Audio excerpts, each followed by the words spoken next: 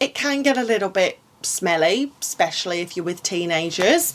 This is, you know, what I've been told from people who have had that situation on their cruise. Hey sailors, welcome back to Cruising as Crew. My name is Lucy if you are new here, and if you are not new here, welcome back and thank you so much for joining me once again. So today we are going to talk about things that you need to consider before taking your child on a cruise. Because as much fun as cruises are for kids, they're only fun if you choose the right cruise.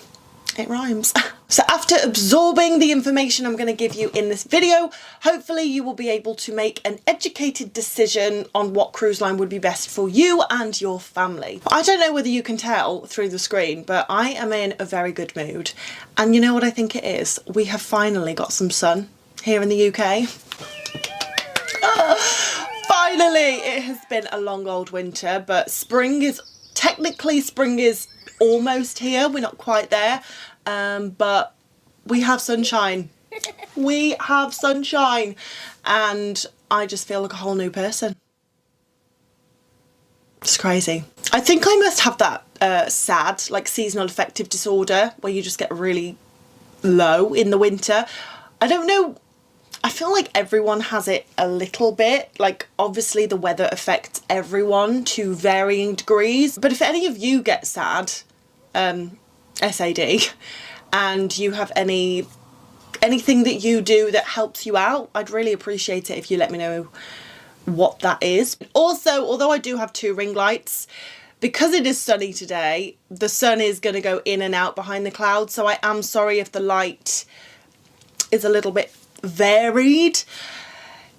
It is what it is, but you know what? I'm not bothered because I'm just so happy that the sky is blue and the sun is upon us. Anyway, let's get into the video, because you are not here to hear about my SAD. You are here to hear about your KIDS and what you should do for them. So the first thing you need to do is make sure that you choose the right cruise line. And what I mean by this is some cruise lines are more geared up for kids than others.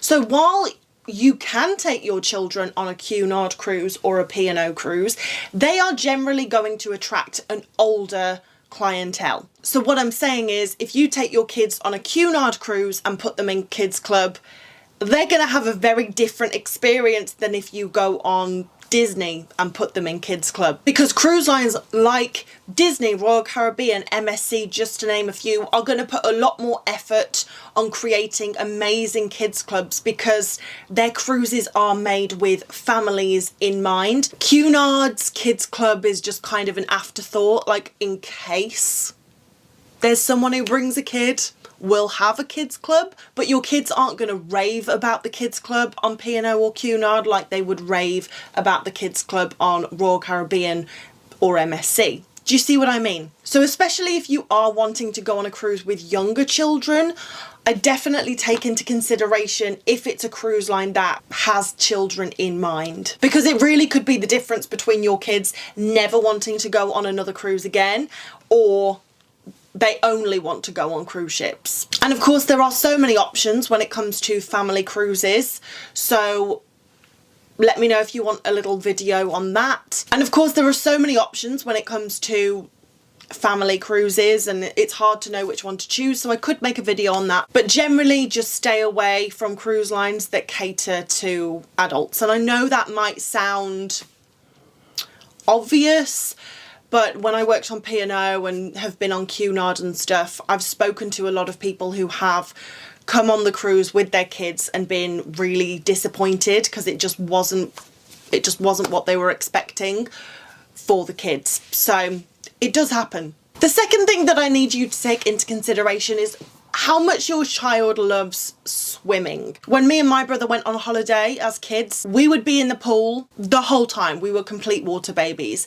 Now, if your child doesn't want to get out the pool when they're on holiday, something to consider is cruise ships tend to have very small swimming pools because of the weight distribution and all of that. So obviously these pools fill up very quickly. And I'm not saying don't go on a cruise if your kid loves swimming, but what I am saying is maybe consider booking a cruise ship that has water slides, because Although most cruise ships will have quite a few pools throughout the ship, because they're so small, if you're on a week's cruise, your kids might get a little bit bored with just the swimming pools, whereas if there are water slides, even if there's just one water slide, it just mixes things up a bit for your kids, because some kids might want to be in kids club the whole time, but then other kids might want to be in the pool swimming the whole time.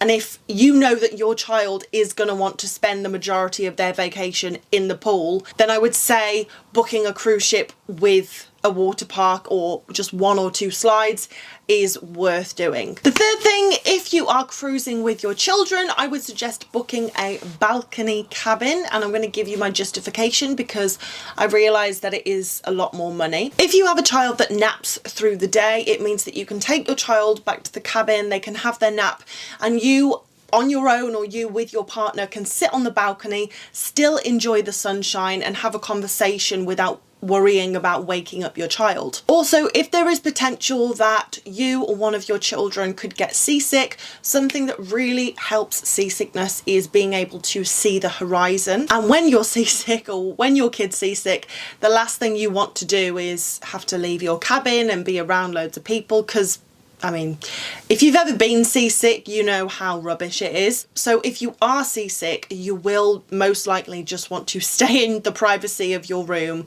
whether it's you or your child, and be able to look at the horizon. Also, it helps if you can get a little bit of that fresh air. The absolute worst thing you can have if you are seasickness is an inside cabin.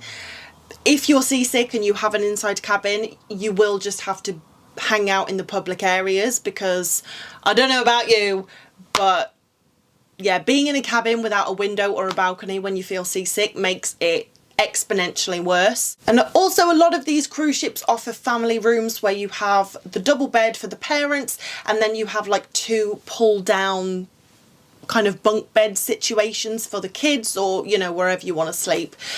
But if there are 4 or more of you sleeping in a cabin, it can get a little bit smelly, especially if you're with teenagers.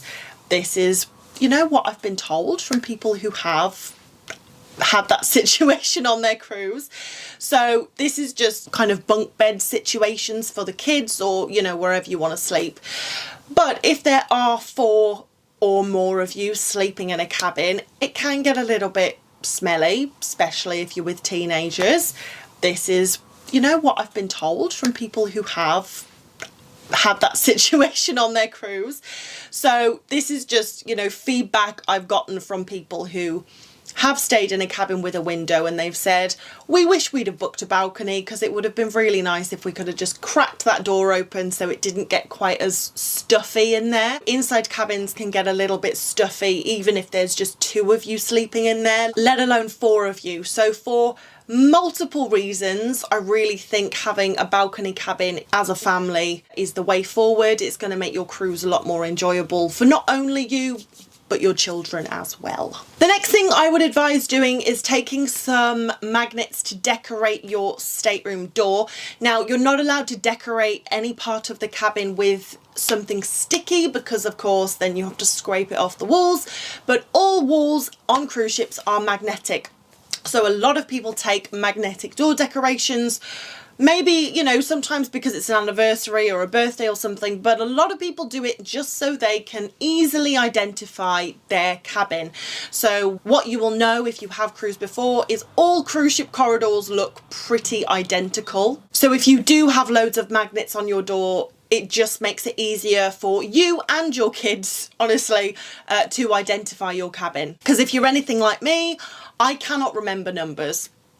Every cruise I go on, I have to write my cabin number in my phone because I seem to have a mental block when it comes to numbers. So it's really helpful for me, who's worked on ships for 10 years. You would have thought I'd have got the hang of it by now, but I haven't. I still like to decorate my door with something that's easily identifiable. But I do have lots of cruise ship magnets linked on my Amazon storefront, so I'll link that down below if you do want anything like that. And also, I think it's worth doing just in case your child wanders off and gets lost. If they know what deck the cabin is on, then they're more likely to find the cabin if it's covered in magnets. The next thing is definitely pack a little first aid kit. Now, I do this when I travel, so I would definitely do this if I was traveling with children, because going to a medical centre on a cruise ship is not only time consuming, it's very expensive. Now, obviously, if it is something life-threatening, then you just got to go to the medical centre. But if you just have a little sniffle, or someone's got a headache, or you're just a bit seasick, then you don't want to go to the medical centre and have to spend ages down there figuring it out and then get a huge bill. Like, it's nice if you've just got a little bit of medication or whatever you need in your cabin and you can just sort the problem out yourself. So, you know, anything like motion sickness tablets, plasters or band-aids, antiseptic cream, stomach relief medication, you know, all of the kind of basic things, anti-inflammatory like ibuprofen. But I will also do a little disclaimer, and if at any point anyone is throwing up or the other end, you have to go to medical centre. You have to report that to medical centre, because the last thing we want to do is give the whole ship GI. No one wants that.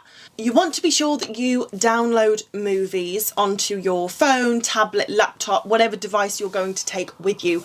So as I've said in previous videos, the TV in your stateroom, depending on what cruise line you're cruising on, but generally the TV in your stateroom is very simple. You're going to be able to get the Daily Planner, maybe the shopping channel, the cruise update channel, and not much else. Maybe there'll be one movie playing on loop, but you can't like start and stop that. You just come into the movie wherever it's at. So if you are going to spend a little bit of time in your cabin, and I would plan for that, because even if no one is ill or grumpy or anything, especially if you've got a balcony cabin, some days you do just want to chill in the room and take it easy and be able to stick a movie on. So on most of these platforms like Disney Plus and Netflix and all of that, you can download some movies, and I would suggest doing that. Or if you have a hard drive with movies on, then take that with you, and you might be able to plug like the HDMI cable into the TV, but not always because of how the TVs are secured. Now, there are some cruise lines that have preloaded movies onto their system. So like if you go on Virgin Voyages, if you go on Disney Cruise Line, you will have every Disney movie there ever was. It would be weird if you didn't though, right? Same with Virgin, but obviously Virgin is adults only, so you're not going to be taking your kids on there. But if you do go on, you know, any of the mass cruise lines, Royal Caribbean, MSC, Costa, Carnival, their televisions don't have movies preloaded on them, so I would definitely take that with you. Now, if your child is old enough to have a phone, a mobile phone, most cruise lines have a chat feature. So even if you don't buy a Wi-Fi package, you will be able to communicate with your child using this chat feature. Depending on the cruise line, it is a little bit spotty, like connection wise, but it does work, and this means that you're able to just give your child a little bit more independence because you will be able to get hold of them. And the last thing to bear in mind if you're going on board with your kids is if your children are picky eaters, there is no reason to suffer in silence. So whether you go to the buffet or the main dining room, if you cannot see anything that your child will or can eat, then of course you can always ask a crew member and they will be able to help you out. Whether it's in the main dining room and they're able to bring out a second menu or just offer you something that's not on the menu. If it's in the buffet, they might be able to whip something up that isn't on offer to the masses. And the same with a specialty restaurant. If there's nothing on the menu that your child will eat, then always talk to the server and they will be more than happy to help you out. There's just a lot of people who don't know that you can do that, or maybe they feel rude for asking for something that is not available to the masses. But as I've said, crew members just want to help and make your vacation as great as possible. So if you're really upset because your child's upset because there's nothing they want to eat, there's no reason to be upset. You just need to go and talk to one of the servers or a crew member and they will be able to point you in the right direction. But anyway guys, thank you so much for watching. I really hope you have enjoyed this video. If you have, if something in this video has helped you, then I'd really appreciate it if you would press the like button. And if you've got any questions about this topic, you can leave it in the comments and I will definitely get back to you. But yeah, thank you so much for being here. I so appreciate every single one of you who is watching this. You are just absolutely amazing and I think you're great. So thank you so much for being here. But I hope you have a wonderful week ahead. And as always, I will see you in the next video.